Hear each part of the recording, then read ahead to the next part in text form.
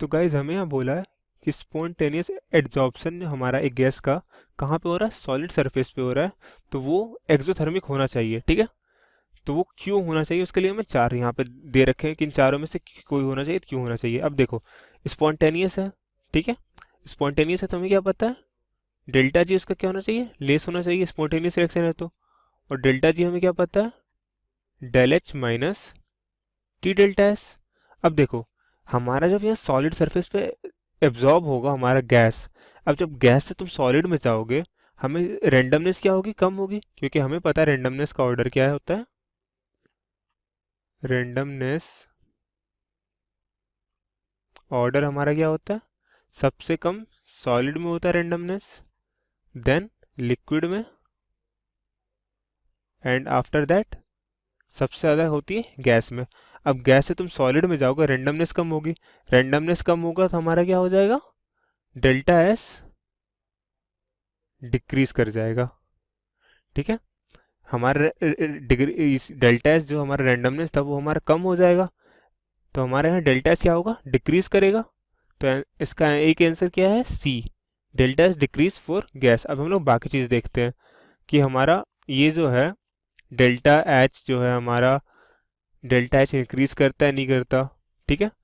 अब इसने बोला एक्सोथर्मिक है, एक्सोथर्मिक है तो तुम बोल सकते हो डेल्टा एच को डिक्रीज करना चाहिए, ठीक है, डेल्टा एच नेगेटिव होना चाहिए, तो ये इंक्रीज तो नहीं करेगा, डेल्टा एस इंक्रीज नहीं, डेल्टा जी तो इंक्रीज नहीं करेगा, ऐसे तुम बोल सकते हो। बट चलो हम लोग बाकी चीज़ देख लेते हैं इफेक्ट क्या आता है। जैसे मैंने बोला डेल्टा जी नेगेटिव होगी बिकॉज ऑफ स्पॉन्टेनियस रिएक्शन। अब हम लोग डेल्टा एच के लिए देखते हैं डेल्टा एच में क्या इफेक्ट आता है, क्योंकि एक्सोथर्मिक हो रहा है।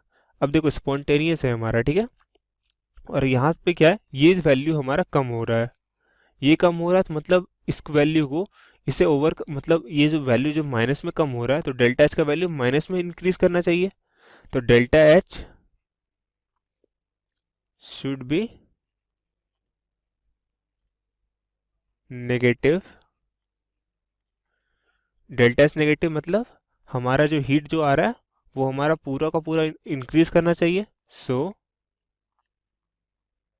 Heat absorbed means exothermic process, exothermic process होना चाहिए। तो डेल्टा एच क्या होगा, डिक्रीज करेगा, डेल्टा एच डिक्रीज करिए, और यहाँ पे डेल्टा एच भी हमारा नेगेटिव में जाएगा, ठीक है। तो हमारा आंसर क्या हो गया इसका, C. So I hope you guys understand it, thank you. Students, in the given question, you have to tell which one of the following statement is wrong. Okay. So first of all, we see in option number A, it is mentioned physical absorption of gas is directly related to its critical temperature. So yes, it is true that the physical absorption increases as critical temperature increases. Okay. The higher the critical temperature, more easily a gas gets easily liquefy, okay, and get easily absorbed. Okay, so statement number first is true. Statement number second is stating that chemical absorption decreases regularly as the temperature is increased. This is false. Okay, since initially, due to high activation energy of high activation energy of chemical absorption,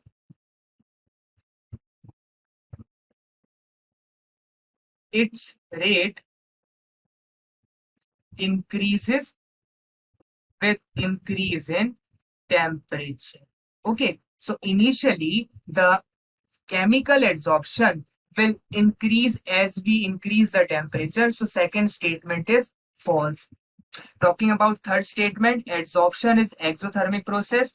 Yes, it is true, because for adsorption, delta H will always be negative. Okay, so statement C is true. Last is adsorption is for a rough surface is a better adsorbent than the same solid with a smooth surface.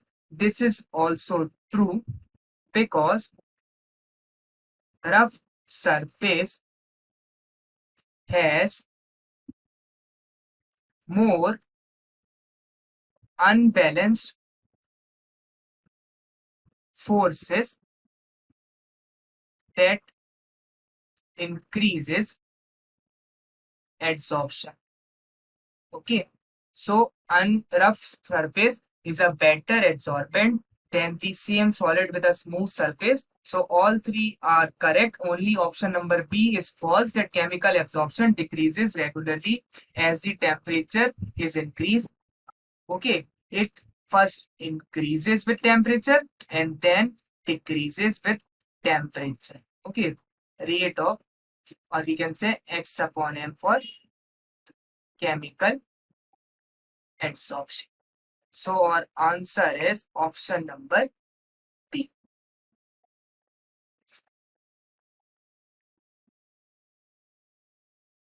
Hello students, question है when O2 is adsorbed on a metallic surface, electron transfer occurs from metal to O2. तो question में ये given है कि जब oxygen absorb होता है metallic surface पे तो इलेक्ट्रॉन ट्रांसफर रिएक्शन होती है मेटल से ऑक्सीजन तक, ठीक है। फर्दर गिवन है कि the true statement regarding the absorption is, हमें इस एब्जॉर्प्शन से रिलेटेड ट्रू स्टेटमेंट बतानी है कौन सी होगी, ठीक है। 4 ऑप्शंस दिए हुए हैं हमें।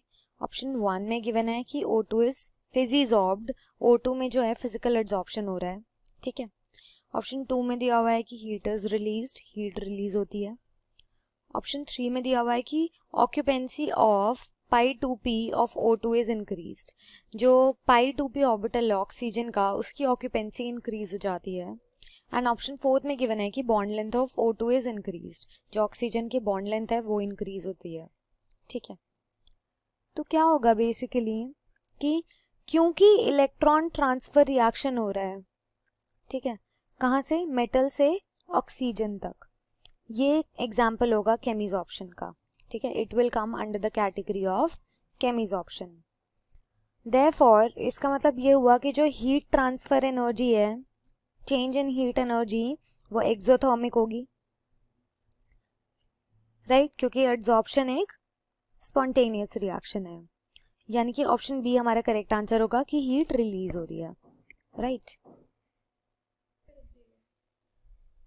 तो अब उसके बाद क्या होगा कि जो लास्ट ऑक्यूपाइड ऑर्बिटल है ऑक्सीजन का, वो पाई 2p स्टार में जा रहा है, ठीक है। इसका मतलब कि जो इलेक्ट्रॉन ट्रांसफर है वो एंटी बॉन्डिंग में होता है, जो इसमें इलेक्ट्रॉन ट्रांसफर हो रही है that is an anti bonding, क्योंकि पाई 2p स्टार में जा रहा है, right, anti bonding.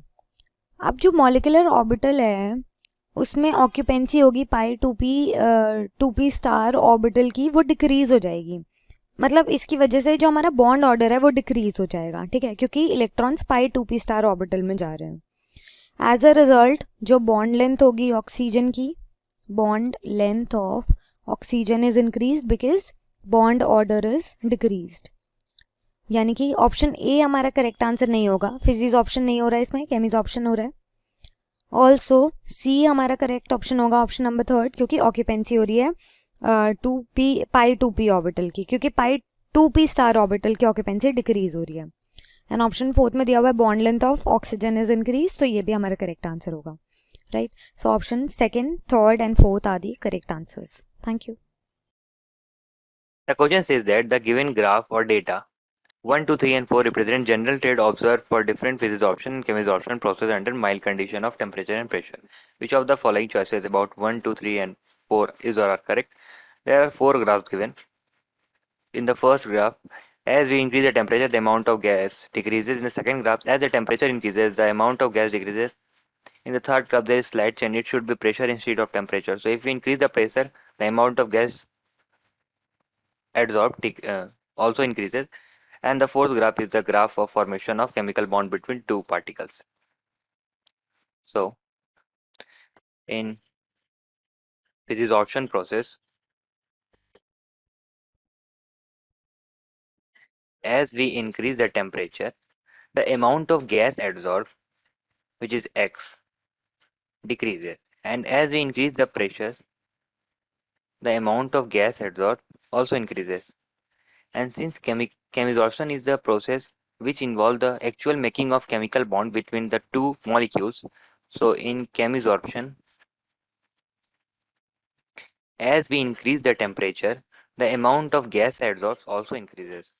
If we look at the option one by one, so in option number one, it says that the graph 1 is the physisorption and 2 is the chemisorption. It is the true statement because as the temperature increases, the in physisorption, the amount of gas adsorbed decreases and the opposite thing happen in chemisorption process. So it is a true statement.